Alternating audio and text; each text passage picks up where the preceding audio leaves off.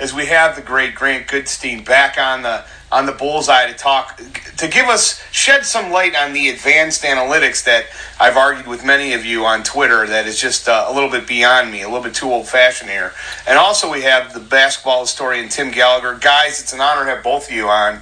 Really looking forward to starting out quickly today with I guess, Grant, please share with us your story. This is very timely since I've been in a heated Twitter argument about Sam Hinkie.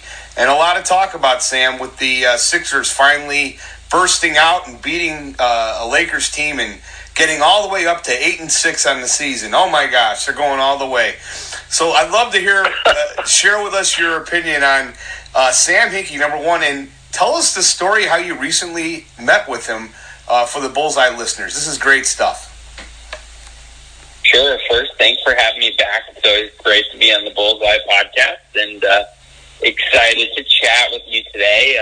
For those of you who haven't had a chance to hear my previous appearances, I was a 4-year student manager and analytics guru for the University of Michigan men's basketball team. So that's kind of my entry point to the world of basketball, and still have since moved on to the tech industry, but very much still basketball is a huge part of my life. But actually, about a little over a year ago, Sam Hinkie joined Twitter, and I'm real active on Twitter, and he's a guy who I think is very smart and underappreciated. I know many Bulls fans would love to see him come in and run the team, but I actually just reached out to him on a whim with a Twitter direct message and said, "Hey, Sam, basketball junkie." Also, he's living in Palo Alto, and I'm living in San Francisco. So said, would love to drive down, buy you a beer, get a chance to pick your brain a little bit. And, what do you know? About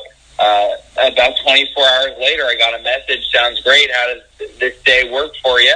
And a couple weeks later, we were sitting having a drink at the Old Pro in Palo Alto. So that was pretty cool to get a chance to pick his brain. And the timing was pretty funny there. It was actually the night that we met was the night at this point he had been relieved of his duties as the president of basketball operations for the 76ers, and he's known as an analytics guru. And maybe the biggest risk he made was drafting an injured Joel Embiid. And this was actually the night of Joel Embiid's first preseason NBA game. So Sports Center's on at the sports bar in the background. We're kind of hanging out, talking, and all of a sudden he goes, well, "Hold on one second, Grant. Hold on.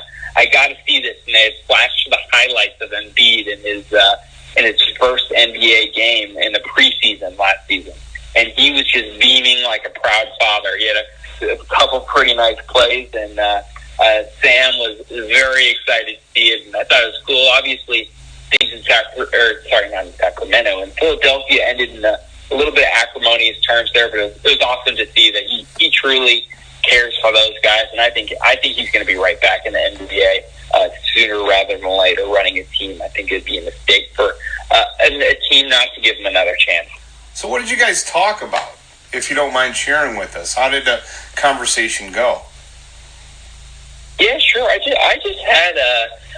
had questions for him as to what he thinks, where he thinks the league is going, and where teams can really get competitive advantages now.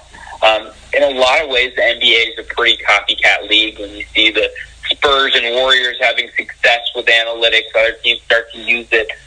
He's a guy that's gone kind of in a slightly different path and very much has a different background than most GMs in the league. And as someone myself who has NBA general manager aspirations, it was just really interesting to chat with him about his path and learn a little bit more. And I find that oftentimes the smartest people want to listen more than they actually want to speak themselves. And I was just kind of shocked how much he wanted to learn about me and learn about I work in tech. He had a lot of questions and has a big interest in the tech world. So it was a really fascinating conversation. We were there for a little over an hour, and it's just a great opportunity to have a chance to catch up with a guy who's had held such a prominent position in the league.